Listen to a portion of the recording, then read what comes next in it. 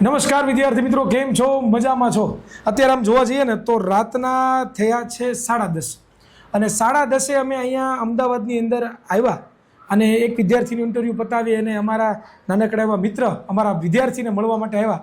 અને જ્યારે પણ અમે અહીંયા એન્ટ્રી કરી એટલે પહેલું બોર્ડ ભાળ્યું પોલીસ સ્ટેશનનું.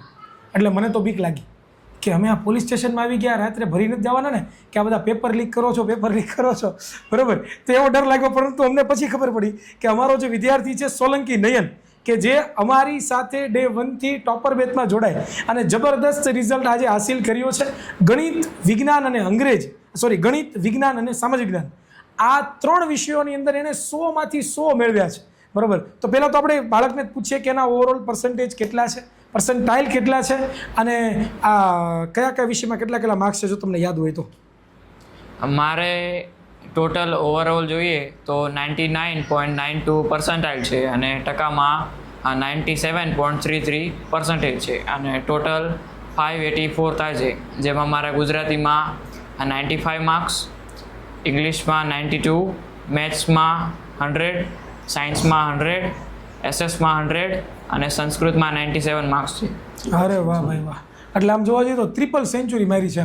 આમ અમારા 10મા ધોરણના વિષયની વાત કરીએ ને તો ગણિત, વિજ્ઞાન અને સામાજિક વિજ્ઞાન, આ 3 વિષયો હું કહું છું બ્રહ્મા, વિષ્ણુ, મહેશ બરાબર. અને 3ને એણે પ્રસન્ન કરી લીધા છે, જીતી લીધા છે બરાબર. ખાલી એક લક્ષ્મીજી બાકી રહી ગયા અમારા ઇંગ્લિશના.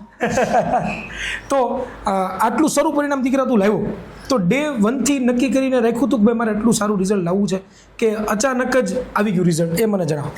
ના, મેં ડે 1 થી તૈયાર રાખ્યું હતું કે મારે બોર્ડમાં આટલા પર્સન્ટેજ તો લાવવા જ છે.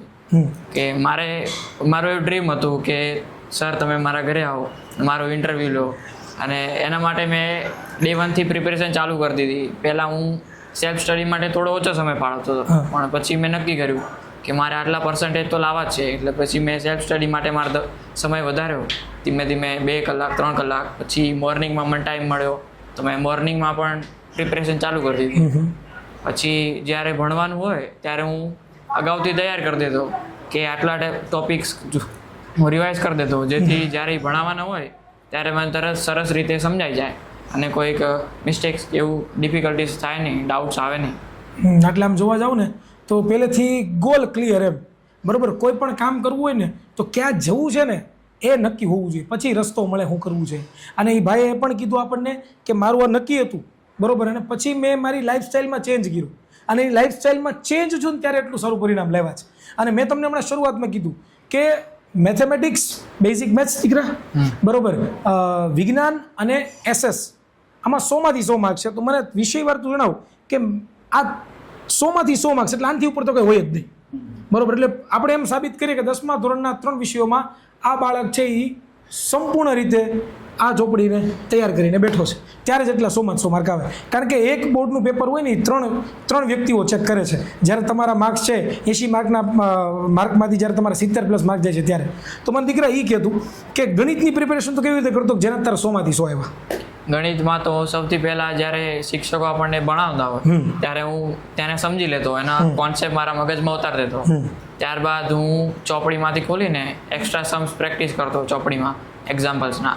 ત્યાર પછી હું સાહિલ સરના વિડીયો જોતો, એમાં જે અમુક મારે સ્ટાર્ટિંગમાં મેથ્સમાં ઓબ્જેક્ટિવમાં કપાતા હતા. જ્યારે મારી ટેસ્ટ લેવાની હતી ત્યારે મારે 25માંથી ખાલી 14 જ માર્ક્સ આવતા હતા સ્ટાર્ટિંગમાં મેથ્સમાં, શરૂઆતમાં ફર્સ્ટ એક્ઝામ લીધી ને ત્યારે. પછી મેં સાહિલ સરના વિડીયો જોયા, પછી મેં એનાલિસિસ કર્યું કે મારા આટલા કપાણા કેમ. તો પછી મને ખબર પડી કે મારા હેતુલક્ષીમાં જે માર્ક્સ કપાય છે એ મારે ના કપાવવા જોઈએ. પછી મેં સાહિલ સરના વિડીયો સ્ટાર્ટ કર્યા, પછી એમાંથી જોઈને હું દાખલા ગણવા મળ્યો. સૌથી વધારે પ્રિપેરેશન મેં મેથ્સમાં જ કરી. ત્યાર પછી હું જે એક્સ્ટ્રા નોટ્સ ખરીદતો હતો એમાંથી પછી મેં સમ્સ ગોત્યા અને એમાંથી હું દાખલા ગણતો હતો.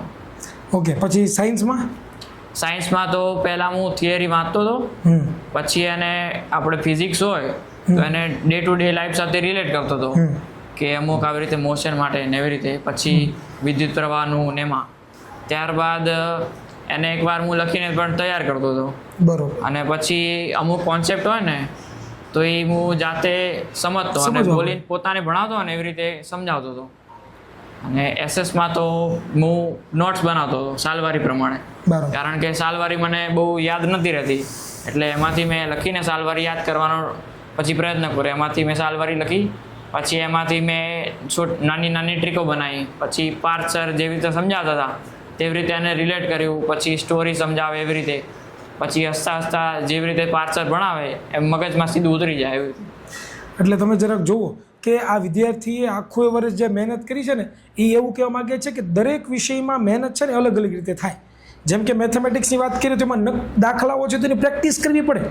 જેટલી પ્રેક્ટિસ થાય એટલો કોન્ફિડન્સ બિલ્ડઅપ થાય. પછી એને વાત કરી વિજ્ઞાનની તો એમાં કન્સેપ્ટ ક્લિયર કરવા પડે. જેટલા કન્સેપ્ટ ક્લિયર થાય એટલો બેનિફિટ તમને ક્યાં થાય તો કે ભાઈ થિયરી યાદ રાખવામાં થાય. બીજું SS વાળો વિષય છે વાત કરીએ તો એમાં તો કેટલું બધું યાદ રાખવાનું છે, બરાબર. અને એ દરેક સાલને યાદ રાખવી, દરેક રાજ્યોના નામને યાદ રાખવા, અલગ અલગ પ્રકારના સ્વતંત્ર સેનાનીઓને યાદ રાખવા, એમાં પાછા હવે તો ઓલા અર્થશાસ્ત્રના પાઠ આવે, બરાબર ને, બેકારીને બધા. અરે એમ એ બધું યાદ રાખવું બહુ ડિફિકલ્ટ છે. પાછા એમાંય સરકારે દયા કરી કે ભાઈ હવે 23 પાઠ એમ, બરોબર. અને એ બધા પાઠને યાદ કરવા અને એમાં પણ એને જબરદસ્ત રીતે અલગ અલગ બાયફર્ગેશન કર્યું અને એમાંથી પોતે રિઝલ્ટ લાવ્યા, બરોબર. અમે જ્યારે આવ્યા ને અહીંયા તો એમના પપ્પાની જો વાત કરું ને તો એમના પપ્પા ASI છે, બરોબર. અને જેઓ પોતે હાલ આ જે કઈ સાહેબ તમે અત્યારે વિસ્તારના ASI છો સર? અહીંયા આથીજણ પોલિટિશિયન, વિવેકાનંદ નગર. ઓકે. એટલે આથીજણથી ઓળખાય. ઓકે. આથીજણમાં ASI આસિસ્ટન્ટ સબ હવે ઇન્સ્પેક્ટર. સર મારે તમને ક્વેશ્ચન એ પૂછવો છે જી. કે જ્યારે બાળક મહેનત કરતો હતો, હા. બરોબર, ત્યારે તમે હમણાં મને શરૂઆતમાં કંઈક મને કીધું હતું કે તમારા સાહેબ અહીંયા નહીં આવે એવું કંઈક. હા. એ મને જણાવો જરાક. એટલે શરૂઆતમાં નયનના વિડીયો ને એવું જોતો હોય એટલે મને કે અમારા સાહેબ અહીંયા આવશે કે. મેં એવું ક્યાં ભણાવવા તને? તે કે સુરત. મેં એવું સુરતથી ના આવા તો તમને મોટિવેશન મળે એટલે તમને કહેતા હોય કે આવશું તમારા ઘરે, સારા ટકા લાવશો તો. તે કે આટલાથી વધારે આવશે તો આવશે. પણ આજે ખરેખર એવું જ બન્યું કે ખરેખર આવી ગયા. સપનું હોય એવું લાગે કે આપણે. હા. અને એની જીદ હતી કે સાહેબને હું અહીં લાવીશ જ. હા. એટલે સાહેબ આવ્યા છે. એટલે આમાં Promise એવું પૂરી છે કરી. કે આમની બાળકની જે મહેનત છે ને એમને ખેંચી લેવી છે, બરોબર. અને એનો જે પ્રેમ છે ને એમને ખેંચી લેવો છે. અને ભગવાને જોવે છે કે ભાઈ આ બાળકે મહેનત કરી છે તેને ફળ મળવું જોઈએ. અને જેમ અમને તો જોવે છે, તું તો દરરોજ અમને જોશો ને બેટા, પણ સૌથી વધારે એક્સાઇટમેન્ટ મને હતું કે હવે અમારે એ બાળકને જોવા છે કે જે અમારી પાસે Day 1 થી ભીણા છે. અમારે એમાં તો બિચારા બાળકોની ખાલી કોમેન્ટ આવે છે, કાંઈ એનો ફોટો નથી દેખાતો, કાંઈ એમને એવું કંઈ દેખાતું નથી કે કાંઈ એનું અમને આખું નામ પણ નથી ખબર. એ બાળકને આજે રૂબરૂ મળી એના ફેસ એક્સપ્રેશન ઉપર જોઈએ તો ખબર પડે અમને કે આવું સરસ મેં રિઝલ્ટ લાવ્યા. હવે દીકરા, તારે અમારા વિદ્યાર્થીને એમ કે આખા તારા દિવસનું કેવું ટાઈમ ટેબલ હતું? કઈ રીતે તું સ્કૂલે જતો, કેટલા વાગે આવતો, કેટલી કલાક વાંચતો, સેલ્ફ સ્ટડી માટે કેટલો સમય ફાળવતો, તારું ટાઈમ ટેબલ શું થયું જરાક જણાવો. સૌથી પહેલાં તો જ્યારે ફર્સ્ટ એક્ઝામની જે ટાઈમ હતો ત્યારે તો હું સવાર માટે સેલ્ફ સ્ટડી નહોતો કરતો. પછી હું સ્કૂલે જતો હતો 6 વાગે, પછી 1 વાગે હું ઘરે આવું. હું વાનમાં જવાનું હોય એટલે મારે એક્સ્ટ્રા 1 કલાક તો એમાં જાય. પછી સ્કૂલે આવું, ઘરે આવીને પછી જમીને પછી હું થોડુંક હોમવર્ક કરી દઉં સ્કૂલનું. ઓકે. પછી હું ટ્યુશને જાઉં. ટ્યુશનથી આવીને પછી પાછું જે એક્સ્ટ્રા રીડિંગ હોય એ કરું અને પછી લેક્ચર જોઉં. લેક્ચર જોયા બાદ એની DPP સોલ્વ કરું. પછી મારી સેકન્ડ એક્ઝામ આવી. સેકન્ડ એક્ઝામથી પછી મેં મોર્નિંગમાં પણ સેલ્ફ સ્ટડી માટે સમય કાઢ્યો. સવારે પણ હું વહેલા ઉઠી જતો હતો. બરોબર. બોર્ડની એક્ઝામના 2 મહિના પહેલાંથી જ હું વહેલા ઉઠતો હતો અને ત્યારથી મારે જે મેં શિડ્યુલ બનાવ્યું હતું કે આટલા ચેપ્ટરનું આ ડે પ્રમાણે આટલું વાંચવાનું છે, એ ચેપ્ટર હું એટલા દિવસે વાંચતો હતો. પછી સાંજે આવીને પણ હું એ ચેપ્ટર વાંચતો. એટલે દિવસમાં હું 4 કે એટલા જેટલા સબ્જેક્ટ હોય એના એક ચેપ્ટર ક્લિયર કરતો. અને એ પ્રમાણે કામ આગળ ચાલુ રહ્યું. હવે મને એ કે દીકરા કે આમાં વિદ્યાકુલે તારા જે રિઝલ્ટ છે એમાં કેવું કામ કર્યું? તારા રિઝલ્ટમાં કેટલો બેનિફિટ કર્યો વિદ્યાકુલે? તને કેટલો ફાયદો કરાયો? વિદ્યાકુલમાં તો મને મોટા ભાગે ખૂબ સરસ ફાયદો થયો, કારણ કે સ્કૂલમાં પહેલાં મારા આટલા રેન્ક આવતો ન હતો. પછી હું વિદ્યાકુલમાં જોઈન થયો, એમના મેં વિડીયોઝ જોયા, કન્સેપ્ટ મને ક્લિયર થઈ ગયા. પછી એમાં જોડાયો, પપ્પાને કીધું કે મારે બેચ લેવી છે. પપ્પાએ કીધું કંઈ વાંધો નહીં, આપણે જોઈએ. પછી પપ્પાએ બેચમાં જોઈને એડમિશન કરાવ્યું. પછી એમાંથી મેં ભણ્યો અને પછી એમાંથી મેં એક્સ્ટ્રા SS માટે મારે કોઈ ક્યાં ટ્યુશન હતું નહીં. એમાં પછી મેં પાર્થ સરના જે લેક્ચર જોયા એના પછી મેં લાગ્યું કે હવે મને કોઈ ટ્યુશનની એક્સ્ટ્રા કંઈ જરૂર નથી, કારણ કે ખાલી SS માટે હું ખાલી સ્કૂલમાં જ ભણતો હતો. પણ પછી મેં વિદ્યાકુલમાંથી પણ SS માટે સારું ભણવાનું શરૂ કરી દીધું. પછી સાયન્સમાં જે તમે ઇમેજીસ લાવતા હતા, પછી જે વિડીયોઝ બતાવતા હતા, એમાંથી પછી વધારે પ્રેક્ટિકલ નોલેજ આવતું હતું, એમાંથી વધારે સમજાતું હતું. પછી ત્યારબાદ મેથ્સમાં પણ સાહિલ સર જે દાખલો ગણાવે તેમાં જે સૂત્રો લખાવે પણ સૂત્રો સિવાય એમને સૂત્રોની સાબિતી આપે. Yes yes. એ આજ સુધી મેં ક્યાંય ટ્યુશનમાં કે સ્કૂલમાં ક્યાંય જોઈ નથી. જેમાં વધારે રસ લાગવા લાગ્યો. પછી એના સિવાયના પણ મને દાખલા માટે એમને ગૂગલમાંથી ઓલું ખોલીને શીખવાડતા હતા કે તમારે એક્સ્ટ્રા ઘરે પ્રેક્ટિસ કરવી હોય તો તમારે આમાંથી જઈને આટલી પ્રેક્ટિસ કરી શકો. પછી એમાંથી જોઈને ઓડીપી બી સોલ્વ કરતો હતો. બરોબર. એટલે આમ જોવા જઈએ ને દીકરાઓ તો વિદ્યાકુલ એક એવી ટોપર બેચ લાવી છે કે જે ટોપર બેચની અંદર અમે એકદમ ખાલી ભણાવતા નથી, અમે બાળકને ભણાવવાની ભૂખ જગાડીએ છીએ. અને એ ભણાવવાની ભૂખ છે ને અમે જગાડી છે.